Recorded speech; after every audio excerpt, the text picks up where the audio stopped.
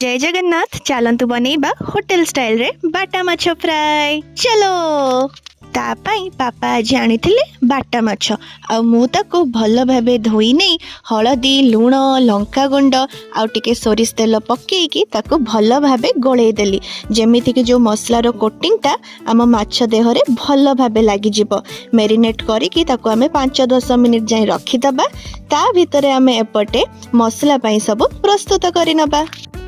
एमिति माछ फ्राई करिबा जेमिति समस्ते आंगुली चाटिकी खाई नेबे।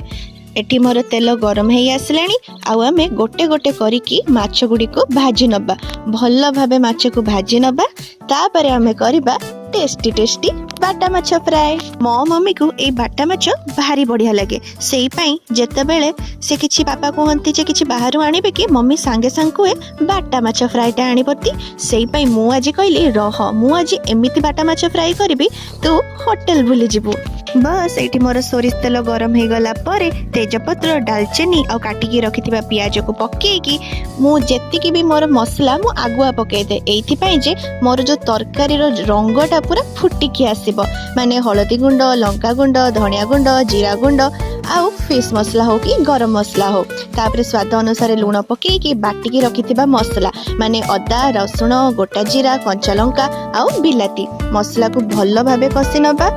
टेस्टी खाइबा पई मसलाटा पूरा भल भाबे कसिथिबा दरकार नहले तार स्वाद ही आसीबनी तापरे टिके मेथी पत्र पकेइकी भल भाबे पुणी कसी नबा आपण को जेतिके अमाउंट रो पानी दरकार सेतिके ऐड करिवे किंतु जेहेतु बाटा माछटा हमें फ्राई करबा सेई पई अल्प पानी देकी ताको फुटेई नबा जेमिति पूरा हमें कहूची पूरा होटल स्टाइल रे बाटा माछ फ्राई टे करबा तापरे भाजी के रखिथिबा माछ गुडी को पकेई नबा गोटे गोटे करिकी